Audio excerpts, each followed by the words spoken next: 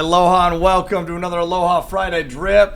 My name's Tyler Deveraux, and I have two awesome guests with me today, in Bo and Kaitlyn Burrup. Bo, Kaitlyn, what's up? What's up, Tyler? We're so grateful to be here. We're stoked. Dude, grateful to have y'all here, man. So for those of you who are new to the Growthcast, we do Monday through Friday. We have Dallas Pruitt doing Aloha Friday, or doing daily drips.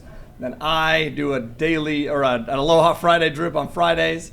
And my favorite ones are to be able to interview people, awesome people, especially people who have went through our mentorship program, which is Bo and Kaitlyn. Absolutely. So their background, I'll do a quick, intro to your background. So you came through the program June of 2021. Yep, that's right. Both of y'all are bad A, D1 athletes. Kaitlyn, the biggest bad A. Oh, yeah. Yes? I'm the athlete of the family. That's what she thinks. So, Kaitlyn, you were in track. What events did you do in track and field? I did 400 hurdles. Yeah. Okay, so, a bad A. Yeah. It was a tough race, but it was good. Dude. And where did you do that at? At BYU, down in Utah. I love it. And then? Then I played baseball at BYU as well. A pitcher, a lefty, right? Yep, left-handed pitcher, and probably the most athletic in the family, but we'll leave that for debate. For another Right day. now, he's the most athletic because I got an excuse. Yeah, Kaitlyn is, we're how many months pregnant? About 8 months. Dude, We're due in January. Yep. For another little boy. Yep. You have a 2-year-old and now about to have another little boy, which is exciting. It'll be awesome. That's awesome. 2 boys. So so let's get into this whole journey, because you guys' journey is amazing. You were a realtor. Mm-hmm. You were helping somebody with single family flips. Mm-hmm. And then you were doing your first single family flip, if I remember right. Mm-hmm. Correct. And then, so is that what made you decide, like, let's go to this freaking conference and do this thing, or? Yeah, well, actually, Kaitlyn was out of town in Florida working on those Airbnbs, and we saw that multifamily was coming to town, Multifamily Mindset, and I messaged her. I was like, hey, do you want to go to this? Looks like they're talking about apartment, something bigger than what we're doing.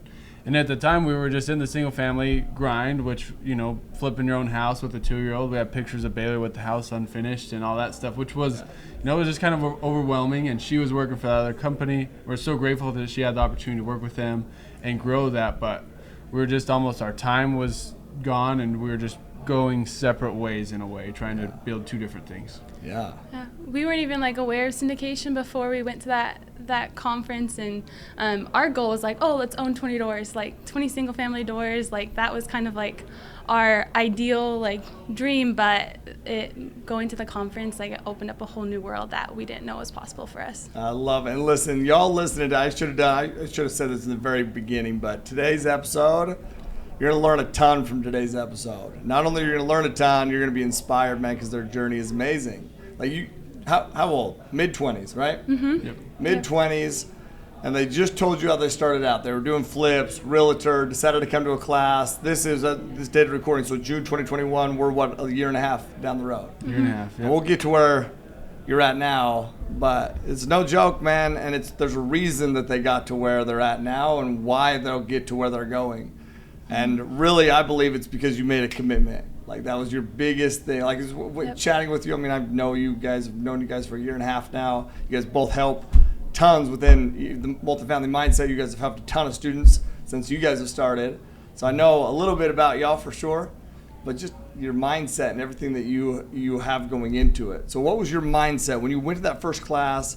You decided you're going to dive into multifamily, and then you decided to do that. What made you decide to do that? With sports, honestly, one thing that I always go back to is when you're playing, you kind of have a title on you. You have a purpose. Every day you're going to the weight room and you're grinding it out, right? For that future thing that you're going to have. Every day you have something to get better at. When that ends, I think that's a tough period a little bit as far as what do we do that's next? What's going to push me every single day like that? And I feel like that's a hard period. And so when we showed up to this, and what the difference was is we just learned something that we can grow every single day and hold each other accountable, but also be around people that's going to push us and want us to inspire us to grow as well. Yeah, that would be a tough thing. Mm-hmm. You have this identity, and then all of a sudden that identity changes. Yeah. And so were you cognizant of that? Were you like, man, I need to find something else to wrap my identity up in? Yeah, it definitely felt like something was missing, especially for me, because I was doing the stuff, working with Airbnbs, but I just didn't have that same drive that you had when you're in sports. And so, when we were doing at BYU, you know, we had a mental strength coach that taught us all about like how to become the best athletes we can and apply it. But then after being removed from that for a year, we kind of lost that, and like we had the concepts, but like didn't know how to apply it in our life now. And Multifamily Mindset in Dallas like helped us like figure out how do we apply this to our lives and into the business world and really push ourselves to be the best people we could be. Dude, I love that. I also love that you had a mental skills training coach at BYU as well. Yeah. Like, I wish I had something like that in high school, you know? Like, I wish that I knew mindset-wise what I know now. I wish I knew that in high school. Yep. I mean, I was a wreck. I'm still a wreck, you know? But I was a wreck back then. Yep. It's huge. It was like truly amazing, just like to journal, right? To have all this stuff to grow in your sport. And then, I mean, seriously, once we found out that you can do this in your everyday life and journal and, you know, be able to look back on what were 3 things that went really well, you know, what's something that you can improve on, like finding that after sports was like huge for us to be able to see a new vision. Yeah. And when we started this journey, we were 100% bought in. We're like, this is the direction we're going. There's no way out. We're not gonna try and like find a way like, oh, it's not gonna work. Like, okay, let's just do something else. It was like, no, we were committed 100%. Like, this is the direction we're going, and we're gonna do whatever it takes to do it. And I believe that's absolutely a rarity. Like somebody who's truly committed. I think there's a lot of people who want it to work. They hope that it works, but they're not committed to making it work. And because that committed to making it work, like it's the same to being committed to anything. Committed to marriage, committed to being a good parent, committed to being a good anything. You know, being a D1 athlete, a track star, a baseball star, like that commitment. Let's tie these two in. Did you make a commitment that you were going to freaking dominate in track and same in baseball? Yeah. Were there challenges?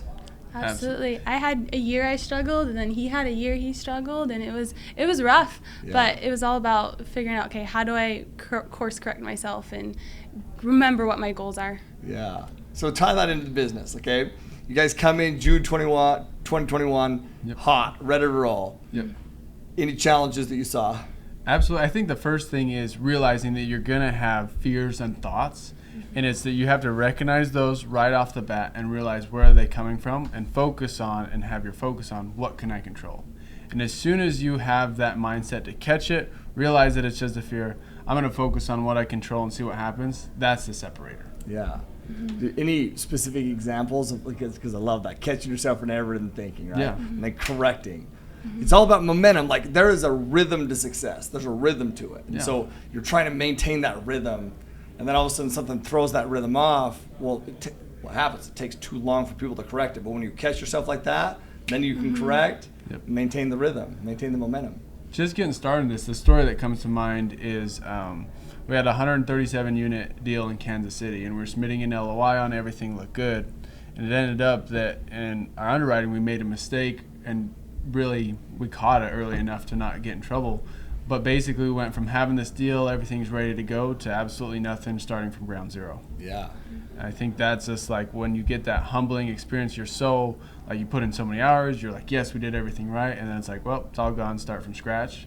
And that's where the people that want to, succeed, and you'll see the separators is right there in that moment. Who's going to take the next step to get you rolling again, and who's just going to stop and be like, unfortunate.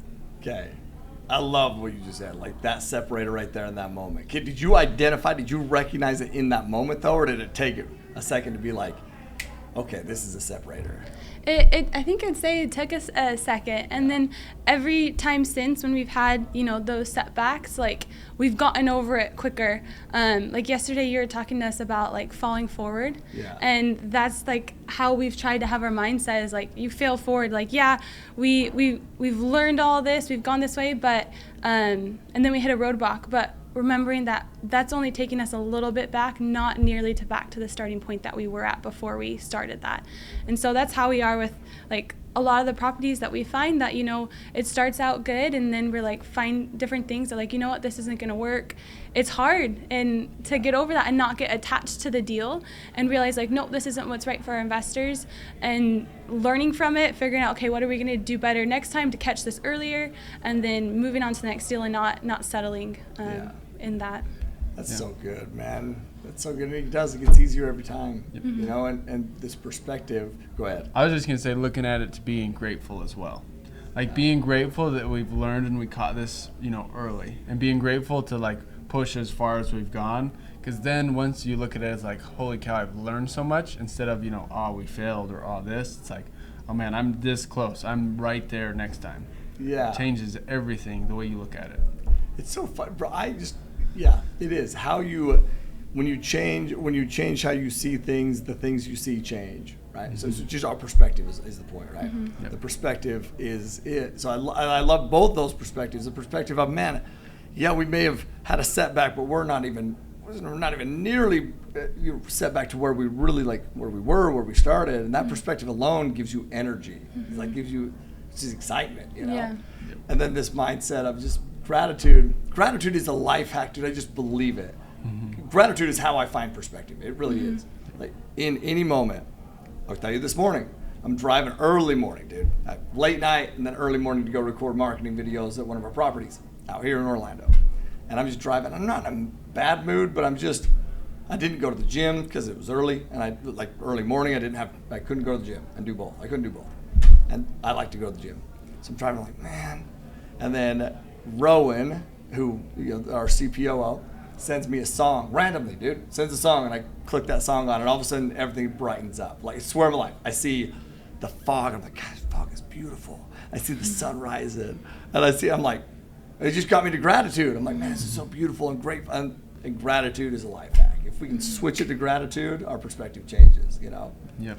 It just does. So that's awesome. You're going through. You hit these stumbling blocks. Okay, so that first deal, just think about this perspective to y'all out there. You come to this class, you leave the class, have this first deal. How did you find out, by the way, that the numbers weren't working, that you needed to back out? Yeah, we had some help from other people, having them look over the underwriting and looking over. We were going to do an assumable loan on it, and there was no big red flags initially about how large the prepayment penalty was going to be, and someone helped us catch that, hey, let's look into this a little bit more. And that was Ryan that actually had us ask that question to the broker. Mm-hmm. Yeah, Ryan Woolley. Yeah, Ryan Woolley. I love it. Which is why you guys are so smart. You're athletes because you're coachable, and you're successful athletes because you were coachable, and you're physical specimens, obviously, okay? But you're also successful in this because you're coachable. These characteristics, they transfer over, Mm-hmm. So you catch it. Was it hard, even once you caught it, was it hard to be and still pull away, even though you had caught it? A little bit. I was very much attached to the numbers. I'm like, well, the numbers don't work. It doesn't make sense. Let's not continue going forward with it. Yeah. And so initially it was hard though, just because it was oh man, we thought we found our first deal. Yeah. But one thing we learned early on is be attached to the numbers, not the deal.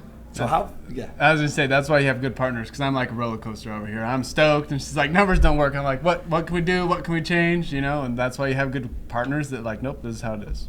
You guys actually remind me so much of me and Britt, because I am this. I'm an emotional being, mm-hmm. Highs, I am. And Britt's even keel. You're very just even keel. You have this grounding energy, which is beautiful. You remind me of Britt and I for sure. Yeah. Oh yeah. So, which is good though. That balance is awesome, Yep. Okay, so that's how many months into the program, into the business, had you guys been when that happened? That was 3 months. 3 months. Yeah. Okay, so I'm just painting this timeline. So 3 months in. Mm-hmm.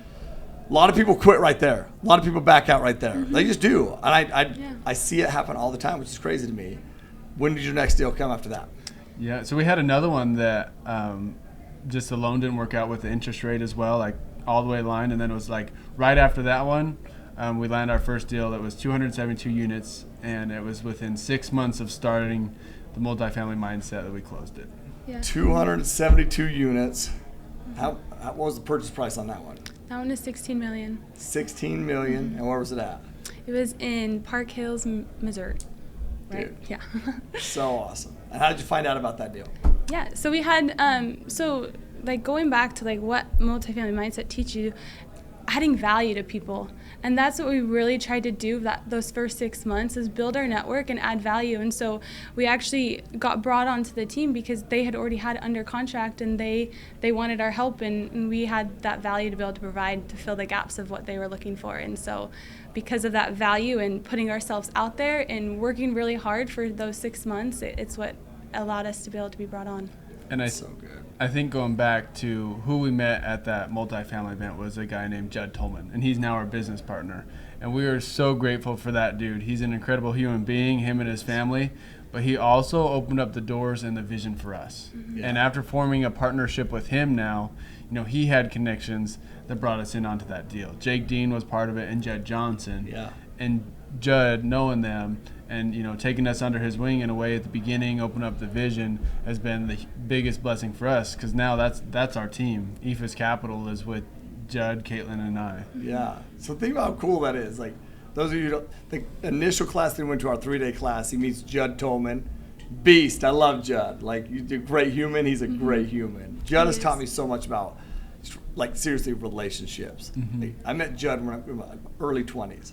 And I saw this dude, how he dealt with people in a sales environment, because I met him in a sales environment. Mm-hmm. And he was the kindest person, man. He was the kindest person to everybody that he met. Mm-hmm. Yep. I just love that about him, and I learned so much about that.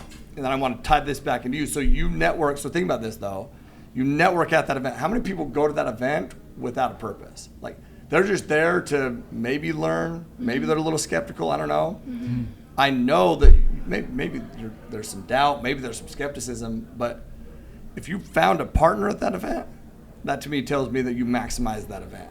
Mm-hmm. Like, your mindset going into that event. And I saw you guys build your network over the first 6 months, and I saw the impact that you were having. Dude, you put yourself in places and situations to provide value, to help, to just get your name out there.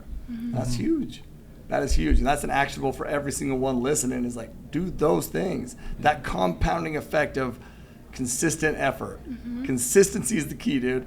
Consistent effort, then 272 units. That's a beast of a deal, man. Mm-hmm. That's a beast of a deal. Yeah. Yeah. And we didn't initially form that partnership with Judd. It wasn't until about that 6 months that we officially did that, and it was just constantly staying in touch with him, showing our value, showing him our underwriting, and realizing that, hey, we have there's a gap that you need filled, and there's a gap that we need filled, and we were able to come together and do great things now. And to me, looking at it as its success, it's like, okay, who do you want to be around? If you want to be around those people that are successful, that are high achievers, then you need to put in the work to be able to add value to them. And as soon as you do that and you have that mindset, then when I go to, guys like Judd, Jim, I'm asking them questions all the time, and, just picking their brain to be able to learn. Totally. Like that. So I know that you guys didn't partner right after the event, because we wouldn't do it. We would never. I would never partner with somebody, any of us. So you guys know this now because you're more interconnected now. Right at the event. Why? Because there's a proving ground. Like, that proving ground is, you're interested, but are you committed? Mm-hmm. There's a lot of people who are interested, but are you truly committed? First thing that we started talking about in the very beginning was just, we made this commitment. Before we got on camera, they said, we made this commitment to do this, and that was it. Mm-hmm. And so that's it. There's this training ground, and then you also said you kept in contact, providing value. It's these same basic principles that compound over time that result in that. Great first impression, way better. Great first impression, but the real impact is over the next 6 months of all those things that you did. Mm-hmm. It's huge. And that's how it's been with the different sponsors we've talked to and other partners that we've worked with, and showing that value. And then over time, we've eventually had, I've had people that have been in the industry for a long time come and bring me the underwriting and say, hey, will you just look over this and give me another set of eyes? I'm like, really? I feel like you're the expert in this industry. You've been doing this for 20 years. But when you provide that value, that's how you build relationships with people. Totally. Okay. So I'm going to hone in on this. One thing, I've invested in Park Hills, that deal you did. I invested, I don't know, a couple $100,000, and it's an awesome deal. You guys are crushing it on that deal. Yeah. Like, awesome. I get my passive income check every single quarter, and it's a good one, man. That's a great deal, man. And right now, you just think about today's market. Right now, today's market, I mean, how many people are getting passive income checks? Not very many. From Bitcoin, the stock market. Yeah. Yeah, so I appreciate you guys. I'm always grateful when people bring me passive income opportunities. Once again, that's a great deal, man. In the Midwest, that's a great deal. But I want to hone in on what you just said. You said that people will experienced sponsors will bring you deals to underwrite. Okay. How many deals? I just want everyone here to listen to this. Everyone here to listen to this. How many deals do you think you've underwritten over the past year and a half? Looking at like all of them, well over 500. And a lot of those are deep dives into that, you know. It's about, like, if you spread it out over the last year and a half, about one a day where I've, like, really dove into the numbers and tried to figure out, is this going to work? If not, you know, move on, or otherwise continue to pursue and see where it takes us. Dude, that's it, man. Listen, 500, well over 500. Bo, you got to pick it up, bro. He's the one that's bringing them all to me. I'm like, Yeah, okay, no slow kidding, down. That's where your relationship is beautiful, man. You guys build these relationships. You're sourcing deals. You're sourcing investors. Bring them here to validate, to keep investors safe. This question of why should I passively invest in deals, that is why. Because as somebody who you go make active income, you are not going to be able to look at 500 deals. I mean, you just won't. Oh, well, you can. I guess everything is about time, right? But 500 deals, like how long is it going to take you to look at 500 deals?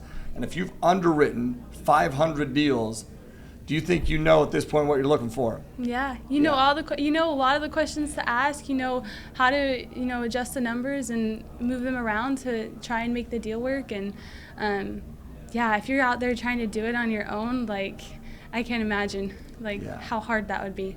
But I want you to understand. I want you to hear what I'm saying right now. For you to hear it. I started a long time ago. Well, a long time ago. I don't know. Everything's relative, right? 8 years ago. But I want you to hear what I'm about to say. You have underwritten more deals than I have. You've underwritten more deals than I have. So I want you to understand your value. But why have you underwritten more deals than I have? Because that's your skill set. Ryan's underwritten a ton of deals, and it just filters up to me, and I just try to poke holes in them at this point. I know what to look for. Yeah. But Kaitlyn, your ability to just dive in and fully commit has taken what could take years and years and years and shrunk it down to this, which I'm sure people look at this and they're like, okay, early 20s, like, okay, are these, like, should I really trust these individuals with my money? Like, can I really do this? Age is nothing. Are you kidding me? No. Why have I trusted my money in their deals with these individuals? Because of who they are. And who you are committed individuals, man, where you took something that could take 500 deals. I want to drill in on this long, and you shorten it down to here, which means you're an expert in the space, man. You're an expert in the space, which is why it's easier for you to raise capital, Bo, because, I mean, you have somebody that can make sure that you're keeping investor money safe. And how much better is it when you go and you talk to an investor and you're confident that the numbers that you're presenting them are solid numbers? Absolutely, and that's the best thing about it to all the investors is that I want them to invest only because of this deal. Yeah. And the numbers itself, right? That's it. Like, the numbers itself is the separator. And then knowing that, like, she's underwritten it and picked holes at it, and she's not attached to the deal just because it looked good initially, that it's the numbers right now where they stand is huge. Huge. And what's, like, really helped me, like, learn so much in the underwriting space is, like, listening, like, hopping on calls with Ryan. Like, Ryan's helped me learn so much and how to look at different deals and creative strategies. And, one of the biggest things is I ask questions. Yeah. If I came to something I didn't know, I wouldn't ask. And that's what's helped me gain so much knowledge in such a short period of time, is that I wasn't afraid to ask the questions, even if they might have sounded dumb, and that was, like, initially took me a little bit to get to that point, because I wasn't a very confident person. Like, I had a lot of fear based. I didn't necessarily have the self-belief, and eventually I learned that I was like, who cares? Like, if I want to make it in this space and I want to learn, like, I got to be willing to ask the questions. And so that's really what has helped me learn so much in such a short period of time. Dude, I'm going to say this in a way that I need you to just hear how I say it, dude. Like, I'm proud of you guys. Like, and that not in like the most sincere, like, loving, like, brotherly way. Like, I'm proud of you guys. Like, just for that transformation. Because it's something I still struggle with to this day. Ryan does not struggle to ask questions. We are where we are as a company, all companies, because Ryan's ability to ask questions. Ryan's ability to be like, dude, if I don't know it, I don't know it.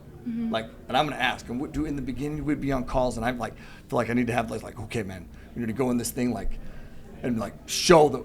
But dude, and he would ask a question, I'd be like, oh shit, Ryan, we should probably know that, bro. but I didn't know it. Either did he. And then you don't need to know everything, but you will know things because you ask questions. And that's, once again, these separators of being committed, like you guys mentioned in the very beginning. And that goes far past just this initial phase, which we'll get into, but committed, massive amounts of consistency to be able to get to that many deals to shorten your time in learning, and then continual learning. Like, learning never stops. So just always asking questions, because really, if we're not asking a question, it's because we're just focused on this short term. When in reality, we need to have this long-term, bigger perspective. Y'all have that. I love that. Yeah, it's awesome. Seriously, it's awesome. And I think that goes back to like what this did originally that she hit on, is being able to believe in yourself and being able to see, yourself growing and yourself getting better, because as soon as you do those things, that's why you ask those questions, is because you're wanting to improve and wanting to get better. And that's the belief system. That it all starts back to like that you can do whatever you set your mind to. You can do this business, and as soon as you tell yourself that, you're gonna figure out what you need to do. And that goes back to asking questions. I don't know why that just hit me hard. I loved it, because as I'm hearing you say that, you just consulted my nephew, Isaac and Corbin. And as I'm hearing you see, so Bo comes and helps us at our events now. And you sat down with they were coming to the event. I knew they were coming to the event. They're 20 years old. But I didn't know, And so as you're saying that, I envision you saying that and how you handle yourself in your consultation with Isaac and Corbin, and you made a huge impact on them, bro. Those are some studs, and I love that opportunity. They are some studs, and that meant the world to me, man. When you came in and you were congratulating them, like, yeah, bro, I wish you could have been there for that. It was awesome. And I just believe, here's what I believe, I want you to hear this. I don't believe that there's anybody on that team, that could have got them to where they needed to be to make that decision. That's a big decision at 20 years old, and you got them there. But you got them there because of what you just said, man, which is self-belief. Like, you got them to believe in themselves and their ability to do it. And that's literally one of the biggest gifts that you could ever give to somebody. So I love you, and I'll love you forever for that.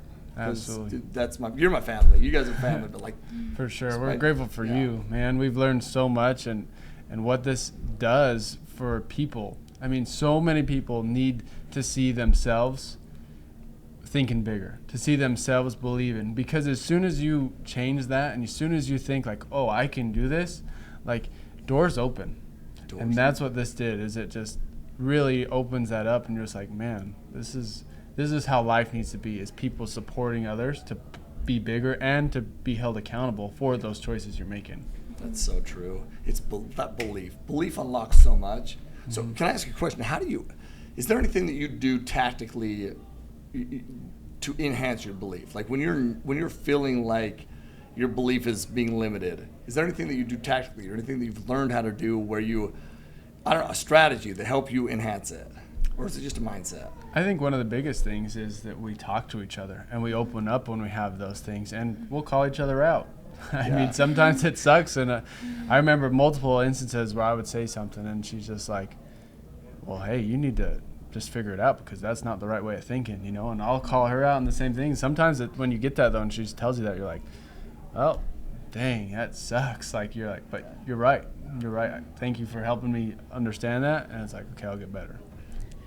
And Bo's been really like so big for me, like, because like I said, I didn't have like belief. I wasn't confident. Like, I went through BYU's finance program and I sat in the back. I never asked questions. I was intimidated, and that's how I was like up until the point of like coming in the program. Was I didn't believe in myself that I could do things, and Bo really helped me, and then like you and Ryan like bring us on. We partnered with you guys on a deal, like just that belief that someone else believes in me and that I can add value really helped me. And then in the coaches too, like they bringing me on to the company as the underwriting coach, that just instilled in me like, okay, like they believe in me, so I should believe in myself. Oh, I love that. That's how it works a lot of times, huh? Like somebody else, gosh, there's so many actions for what you just said. I love that you guys communicate that way first. Like, I love that because it's out of love. It's like our whole meeting yesterday was about feedback with love. You know, if it's done out of love, that's it. And you being willing to give that, and then being able to receive it is critical as well. And then this critical aspect of showing belief in others. You know, like you never know what somebody's going through, and to really. I believe, I got asked, I was on Emily Ford's podcast just recently, and she asked me her thing, she calls it the it factor, and she says, what is your it factor? I knew she was going to ask that because she asks that on every interview. And so it really made me think, you know, like what is my it factor? I don't really know, but it made me think, and I'm so grateful for that because I really thought, and I listed it out, and what I wrote down was the ability to see the potential in people and really believe in them before they can even see it or believe in themselves. Yeah. But the reason that is a superpower of mine is because people have done that for me, and I've known what it's done for me. And so when somebody does something like that for you and your belief is enhanced, you're like, dude, I want to be that person for somebody else. Yes or no? Yeah. Which is why you wanted to come on and be a coach, which is why you wanted to come on and you know, help at the events. It's like, because you see it, man, and you want to help other people do that. That's a huge responsibility, but man, it's an amazing opportunity. For sure. And I think so many times because you don't fit the specific mold of how someone else is, then that makes you not right. Like there's something wrong with you because you don't think that way, you don't. Where in this business, it is so cool that there's so many different roles that you can go into to be the best be the best for yourself. Because, like, for me, if you left me to the underwriting and all that stuff, I mean, we'd have some issues. Amen, like, bro. I mean, I struggle you. with, like, Excel. I mean, I'm like a dinosaur over here trying to, like, okay, how do we put equals, you know, to get that? But that's not my skill set. Yeah. And I figured that out, though. That's what it goes back to. What are you good at? What do you already have? You know, what are your talents? Now let's go and execute those and get the best at those, because that's how you're going to add value to other people that have different skill sets. I love it. Did you know that right out the beginning, like at the class, you're like, I'm going to be a good underwriter. I'm going to be good at capital raising, relationships with brokers, those kind of things? I knew for sure like underwriting was my skill set, like graduating in finance, and then I helped do analyzing for some of the Airbnbs and the flips that I was doing with the owners, and so that I knew from the beginning that was what was going to be my role. I love it. Same? Yeah, same for me, as far as like, I think this is what I want to do. And then you go out there and you're like, holy cow, where do we start, right? Yeah. But then that goes back to, as soon as you have those thoughts, you catch them and be like, you know what, I'm a professional and I'm going to go do what it takes to learn to have those investors trust me. Yeah. You know, I love that you identified it right out the gates, because I knew that I love to communicate. I love people, and I knew I loved to communicate with people, but I didn't see that as a skill set. I didn't. So I left the class. I'm like, well, man, and I really never saw it as a skill set until this business. Until I saw two things. I saw that there was this need. I saw that people really struggled to raise money, because this communication, they didn't like communication. Like, they didn't like to communicate with people. And I was like, I actually like this process, you know? And I saw that people saw that as a skill set. And then I saw that it's a need. People need to put money to work. And I just didn't even understand that, because they didn't have any money to put to work at that point, you know? But they need to put money to work. So I was like, man, this is a huge... That's when I saw the value of communication, to be able to communicate with investors and to be able to provide that value to investors and different partners and brokers and all those kind of things, you know? So that's awesome. Yeah. Absolutely. Is there anything, so let's talk about where you're at now. So you did your first deal, 272 units, second deal? was Coventry, and that was 128. 128 units. I'm a partner on that deal, sponsor on that deal as well. Also have money passively invested in that deal. And it's in where? It's in Houston, Texas. Houston, Texas. Purchase price on that one? $13 million. I'm so glad you remembered because I couldn't remember off the top of my just head. over 13. Yeah. It's like 13.44. So if you guys aren't doing the math out there, that is... 29 million. Leave it to her. Leave it to the underwriter. Boom. Man. 29 million and 400 units. $29 million of real estate, 400 units, a year and a half. It's pretty amazing. And we've had one, actually, 77 units that we just fell under contract. We were under contract for quite a while, and it had a bad roof. And you think about, like, that excitement, right? Everything we've learned, we're finally cruising. We got two done. Now we're going to just close. And we had to step away because of the roof, and it was $1 million to replace it. So then what do? A week later, we're submitting an LOI on a property next door. And Next it's in like, line, huh? It's like 72 units, you know, so. And it just gets back to, like, you know, when I called Bo and said, like, hey, like, we're terminating the contract, it's just the sellers don't have room to negotiate, and so it's just not, we can't continue with where we're at right now. Yeah. I said, but, you know, like, although we don't get this deal, you know, we built relationships with some brokers, we learned X, Y, and Z, and, you know, like, there's potentially a property that might come available soon, and so that was like, even though we had this negative, we tried to turn it into a positive. Yes. That's a life hack too. Like, hey, this is the negative aspect of this, but let's pull the positives from it. Because really, in any experience, we can pull positives if we look for them. Mm-hmm. But sometimes we just look at whatever the result in that moment is, and maybe it's negative. And this goes both ways. Maybe it's negative, and we just hone on the negative. Maybe it's positive, and you just hone in on the positive, but you forget all the other stuff that happened. Like, I believe one of God's greatest gifts is reflection, to be able to reflect back and be like, but we don't use this gift. Most of us don't use this gift properly. To be able to reflect back and be like, okay, this is what I learned. This eternal perspective, this growth perspective, right? This is what I learned. This is what I can implement to this bigger, greater thing that it's never just a deal. It's this bigger thing that we're working towards, right? Mm-hmm. And by bigger, I'm not even meaning real estate. I'm meaning as people, like challenges we overcome, like the more challenges we overcome. I think that's why I love the business, because the business poses a lot of challenges. And the more that you overcome them, the more that your belief enhances. And the biggest challenges, I feel like, when you look back after achieving, like overcoming them, is when the most growth happens. Like the successes are great, but when you have that, you know, defeat and then you bounce back from it, that to me is when you see the separators and the most growth. Totally. Could not agree with you more on that. Like, it compounds, right? So that's another perspective to have. When you're at a stumbling block, when you're having a challenge, when you have some sort of a negative, a setback, understand that your ability to just take the next step past that will expedite your growth massively because you overcame this. I love that perspective, bro. That's good. That is good. So any advice? So tell me, what's in the future? What's the goals for Bo and Kaitlyn Burrup? What are your guys' goals? Yeah, we have some big goals. We want to have 2,500 units under our belt and be able to just keep growing, you know, as far as in our portfolio, in apartments, but also in life. Like, just become better in all aspects, become better spouse, become better in business, better business partners, you know, better father and that sort of thing. And I think once you have that mentality, the growth just keeps going. You just open a door and go to the next one. It's inevitable, huh?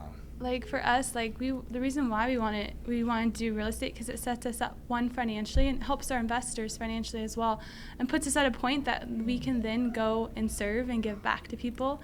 And that's like what brings us a lot of joy, is being able to help other people out. And so this career and this path in real estate allows us to have that freedom to be able to do that. And so that's why we really love real estate and what we're doing right now, because the impact we can make for people. I know it. I can tell that you guys enjoy that stuff. I can tell that means a lot to you, because I see you do it on a day-to-day basis, man. You with the coaching and you with the events, like from the beginning, dude. From the very beginning, you were like, you guys wanted to help and do that kind of stuff. That's who you are as people. And I believe money is just a tool. That's it. It's like money amplifies you. And I know money is already amplified you, and it will amplify you even more, because you guys use the tools that you've been given in the best way. And I respect you so much about that. Like, and money is one tool. Great. I'm talking about all the tools you have. You recognize them and you use them, and you use them as a couple. Like, man, I just look at your kids. What an amazing example to be able to learn from. Like, y'all, like, seriously, think about how much you are able to, like, spell out for them at such a young age. I mean, gives them a huge head start, you know? They're lucky little kids, man.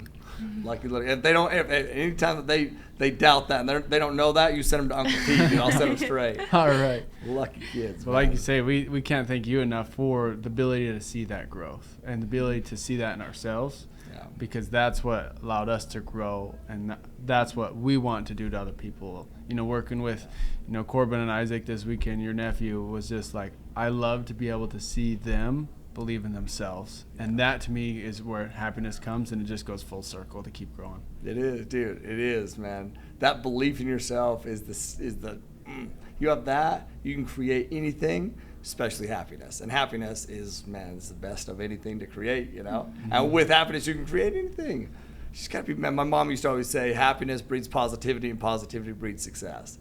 So be happy. You know, love it. Okay. Any advice? I mean, any advice that you would give somebody who's listening to this that's doubting their belief in themselves, doubting, you know, insecure about, you know, the value that they have, or insecure about their journey, their direction? Any advice you would give them? I would say find someone that's going to help you see your true potential. Like, that's what we've been for each other, is we push each other, and that's like, we want to be here where we're at without the other. And so whether that be your spouse or friend or family member that can help you reach your true potential, like, find that person to hold you accountable. That's good. That's good. I love that. And I think for me, like, on an individual basis, is I want you to question yourself, where are you making shortcuts right now? Listen to music instead of listening to podcasts. Like, catch all these small details in the beginning that will help you, right? Same with the fear. Start catching yourself thinking negatively, thinking with a negative, you know, like, oh, I'm this, or oh, this is unfortunate. And start catching those right away, because those small things you'll see in your day-to-day life, you'll start to see big changes after you catch them.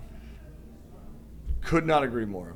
As I'm sitting here talking to you and hearing your story and hearing the things you're saying, seriously, in my mind, I ask you, what advice do you have to give? And then in my mind, I was like, man, you know what?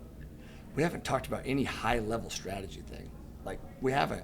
It's because that's not the separator. The separator, all those small things that you just said, finding people to surround yourself with that actually just believe in you and support you in what you're doing.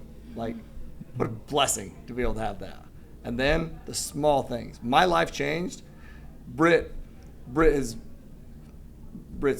changed my life. My wife changed my life. But when I started to change her life is when I started to do the small things. Because I was doing the small things. When I started doing that, that's when I started to give her what she had been giving me for years, you know? Yep. Small things like you just said, listening to podcasts, not scrolling on Facebook. Like, if I go to the bathroom for me is a trigger. It used to be a trigger scroll on Facebook. Now it's a trigger to, I read my book. I read. It's these little things that stack up to big things. I love that you just mentioned the little things, man. It's the little things that bring the big results, and it's the little things that most people skip. Yep. Don't skip the small stuff. Man, hone in on the small stuff, improve the small stuff, and you'll have the big stuff. Absolutely. Yeah. Y'all are amazing, man. How can people get a hold of y'all? How can they get connected with you? Which every one of y'all need to get connected with them. Yeah, absolutely. Best way, we're on social media, you know, just Bo Burrup. If you look that in on any social media platform, you'll see, or Epherus Capital as well. That's our tell them what there. Eephus means. So Eephus is a pitch in baseball that you kind of show up a hitter in a way. It's like one of the slowest pitches in baseball that's basically lobbing in there, kind of like, hey, here it is. And so Judd, our business partner, loves baseball, and so we had to throw that in there. Dude, I didn't even know what an Eephus pitch was, and so yes, Google YouTube some of the best Eephus pitches you've like in MLB, and it'll crack you up. So have you ever thrown an Eephus pitch? I have not. So that's why didn't get the opportunity. Dude, now have you ever been thrown an Eephus pitch? I have not. Of course not, dude. You'd freaking crush. Yeah, man. I would have took the opportunity. They can try to show your ass up. Hey, we'll put all your links in the link to your website, link to your socials, everything in the bio for sure. Perfect. So man, connect with them. And listen, if you pulled value from this episode, which, listen, you absolutely pulled value from the episode, because how could you not pull value from the episode? Go share this thing. rate, review, podcast, great, but share this episode. People need to hear what Bo and Kaitlyn just told you. And it's selfish not to share, man. Go share this, man. Absolutely. Thank you guys for sharing. Thank you, and we really appreciate being on here. But seriously, reach out. Like, we love to jump on a phone call or, help out, share our story more, or get to know you. Like, reach out. Like, we'll comment back. We'll jump on a call, whatever you need to. That's part of what, being here has done for us, is it's helped us, one, learn from the best, being with you, being with Ryan and those type of people, but also want to share that inspiration back. Yeah, I love that. That's a success principle, man. Provide value. I love it. I'm going to end with the Hawaiian value. We typically end with the Hawaiian value. And the one that I put in here was many. So it's Lau Lima. And Lau Lima means many hands. It's just tied to cooperation and people working together. And I didn't know what route we were going to take. I didn't know what we were going to talk about. But if you think about that, people, when I think of a lot of people, I think when they think of Lau Lima, probably myself included, think of working together, like this actual work. But really, man, the best work we can do is on each other, like meaning helping each other enhance their belief, helping people see the value that they have and the skill set that they have. That's how we work and grow together as human beings. And human connection is the most powerful thing. That's why we're here on earth, is to connect and to grow. So, man, grow others. Love y'all, man. I love who you are. Just lost the lights all of a sudden, man. Shut the lights out. There we go. But hey, I love who you are as people. Hear that and internalize that. I love who you are as people. And I'm grateful to be associated with you. So grateful for all that you pour into the network, everything that you do. Love y'all. So thank you. Thank you, Tyler. Yeah. Thank you, Tyler. And all y'all out there, live always with aloha. Peace.